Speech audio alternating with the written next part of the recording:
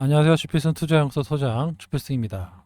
예, 드디어 미국의 금리 인하가 단행이 됐고요. 앞으로도 연내에 추가적으로 2번 정도 인하할 수 있다는 뉴스가 나오면서 국내 증시는 상승으로 마감을 했고요. 나스닥은 소폭 조정으로 장을 마쳤습니다. 일단 뭐 해석의 차이라고 볼 수가 있는데 국내 증시는 상당히 좋은 흐름을 보여주고 있었다가 또 다른 호재가 나오면서 양봉이 나오는 그런 모습입니다. 특히 코스피죠. 코스피가 연일 사상 최고치를 경신하는 이런 모습을 이어가고 있는데 당분간은 이런 움직임이 좀 지속될 수 있다. 하지만 단기적으로 많이 올랐기 때문에 조정을 원하는 또 조정을 바라보는 사람들도 만만치 않습니다. 수급을 안 볼 수가 없는데요.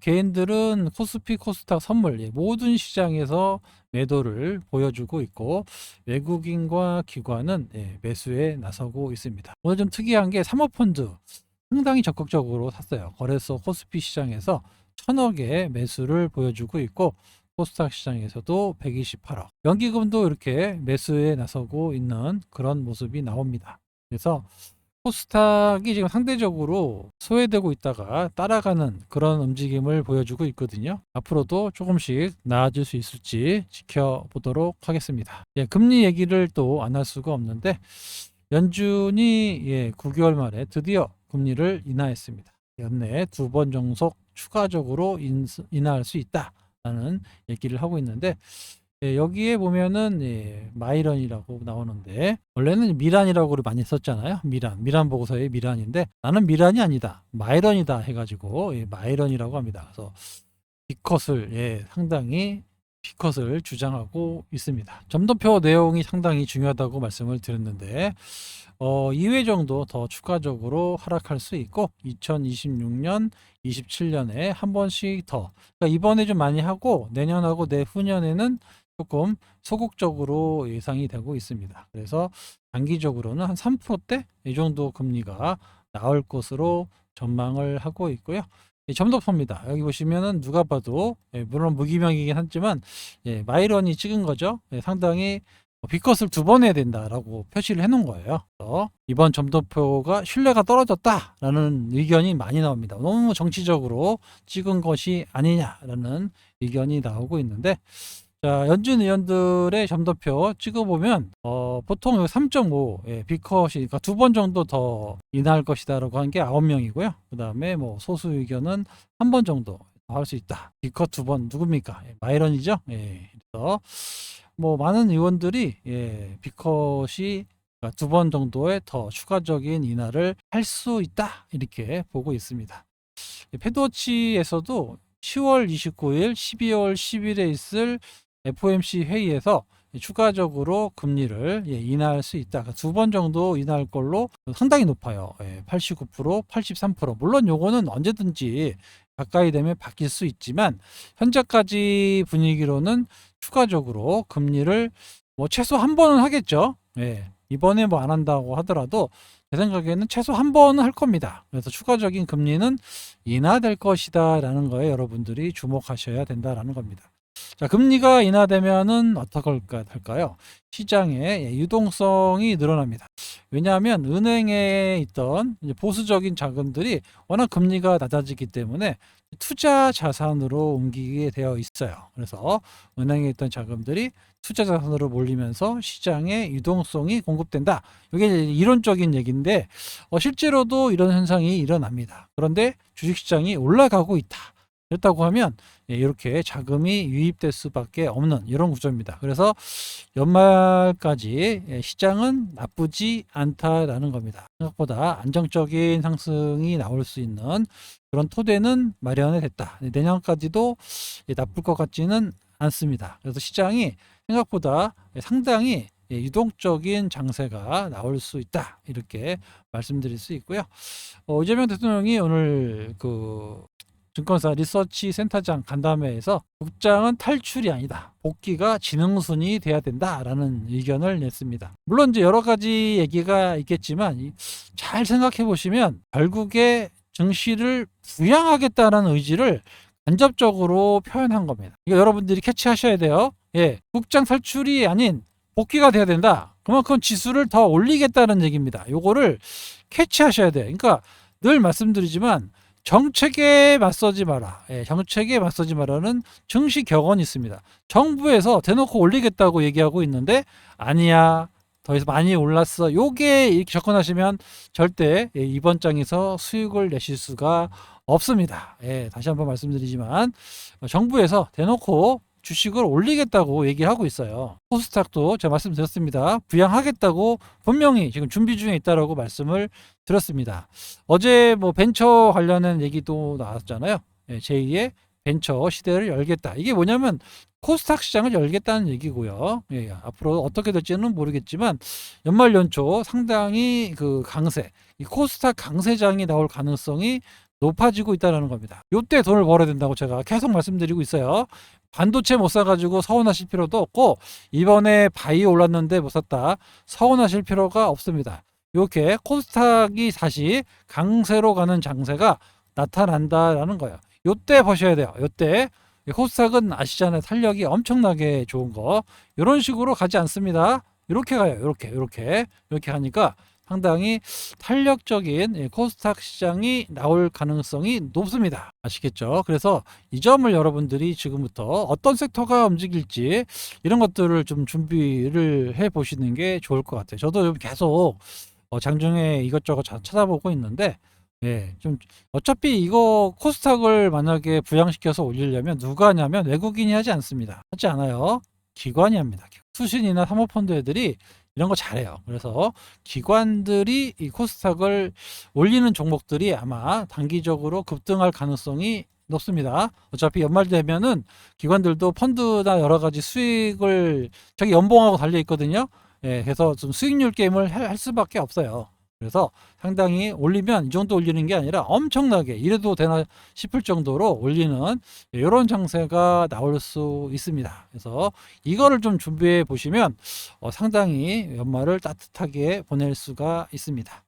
알테오젠인데요. 알테오젠 최근 계속 외국인 기관의 매도로 어제 상당히 좋은 호재가 나왔음에도 음봉이 나오고 오늘도 좀 하락세를 면치 못하고 있습니다. 아침에 좀 올랐다가 밀리는 외국인의 매도가 나오니까 어쩔 수가 없어요. 기관도 상당히 많이 매도를 하고 좀 다른 종목으로 좀 사는 느낌을 많이 받았습니다. 기존에 좀 수익이 났잖아요. 그래서 수익이 난 종목을 좀 정리해가지고 반도체, 오늘 반도체 주식이 많이 올랐습니다.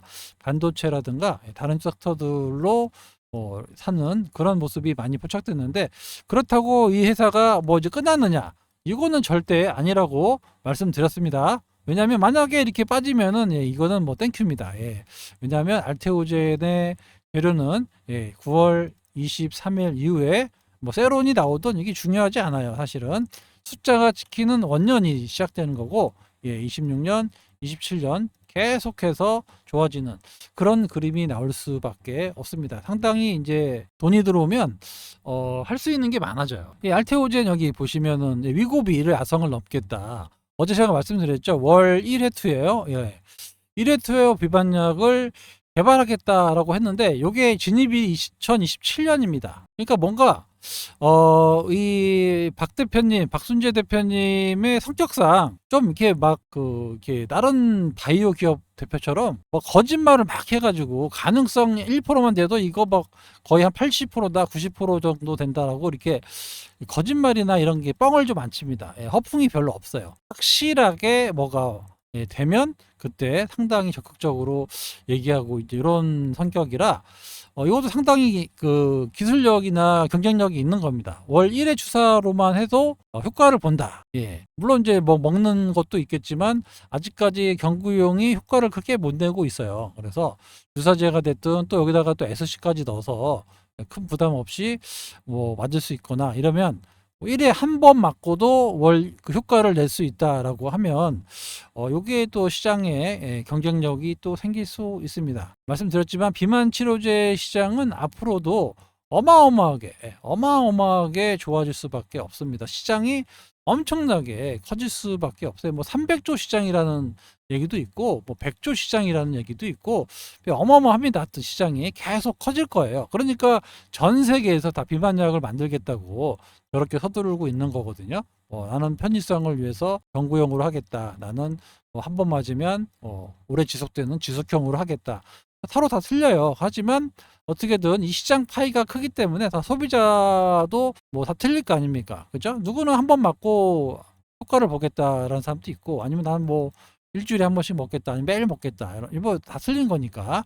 아무튼 엄청난 시장에 준비하고 있다. 요거 또 나중에는, 지금은 아니겠지만 나중에는 돈도 좀 들어오고 그러면 좀 적극적으로 더 임상 개발을 해서 위고비의 아성을 넘겠다라고 좀 자신을 좀 이렇게 피력하는 어제 IR에서 그런 모습이 나왔습니다.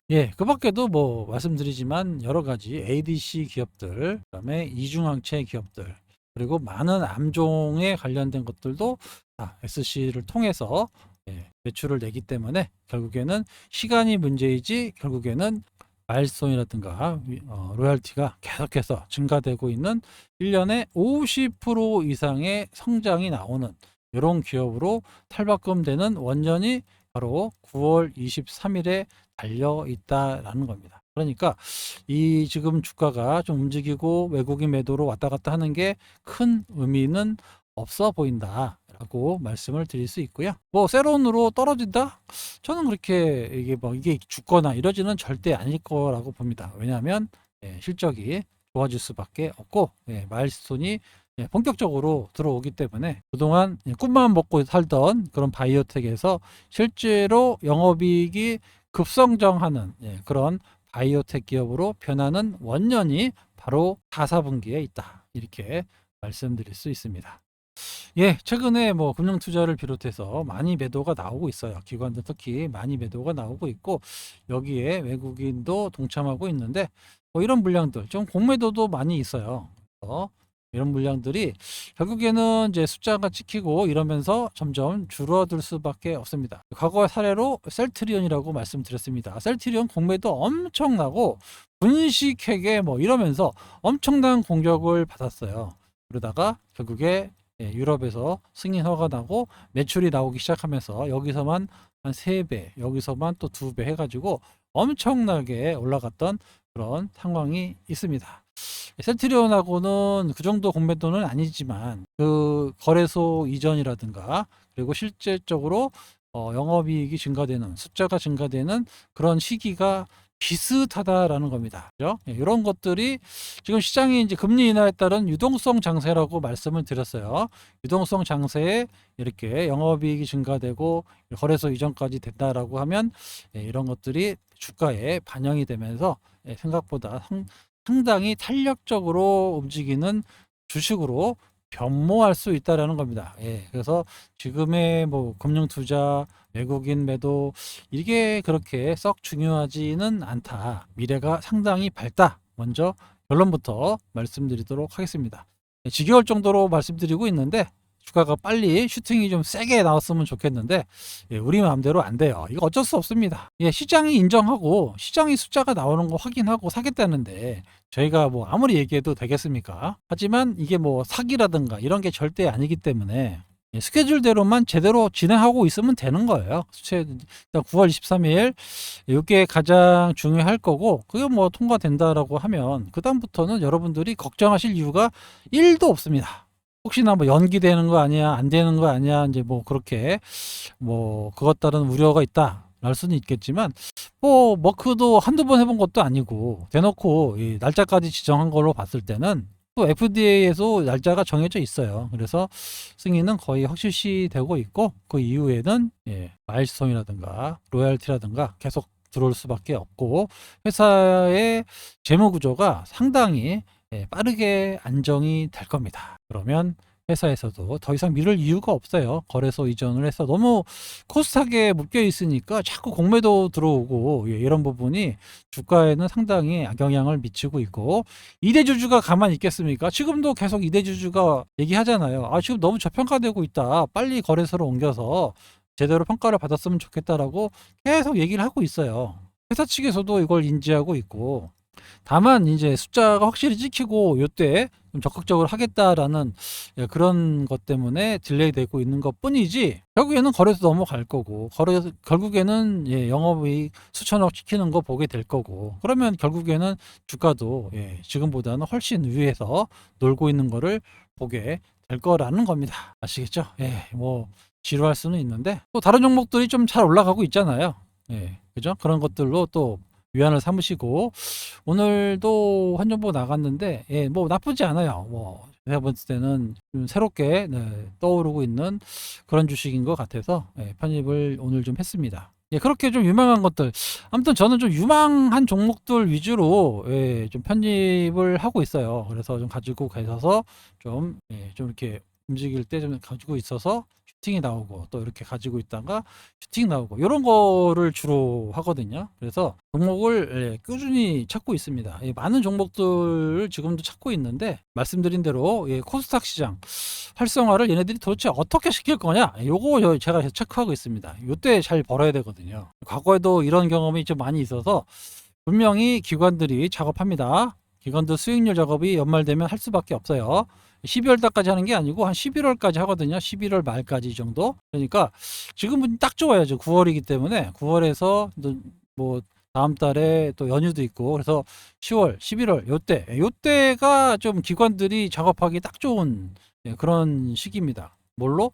코스닥이 됐든 뭐가 됐든 조금 중형주 이상 되겠죠. 그런 것들로 편입을 해서 좀 기관들 수익률도 시키고, 또 이제 애날들 뭐 못주계좌 이런 것들도 좀 사가지고 수익을 내고, 이런 것들을 많이 하는 기간이거든요. 가을에 수익이 많이 나요. 그래가지고 가을 겨울에, 그래서 요때가 지금 그런 초입이다라고 생각하시면, 생각보다 좀 이래도 되나 싶을 정도로 올라가는 주식이 곧 나옵니다. 많이 나올 거예요. 그거는 누가 한다고요? 기관이 합니다. 외국인이 하는 게 아니에요. 외국인은 단타 위주로 가기 때문에 외국인보다는 기관들이 수익률 작업을 할 겁니다. 그때 좀 많이 좀 벌어야 되니까 항상 모니터링 하고 있다라는 거 꼭 기억해 주시기 바랍니다.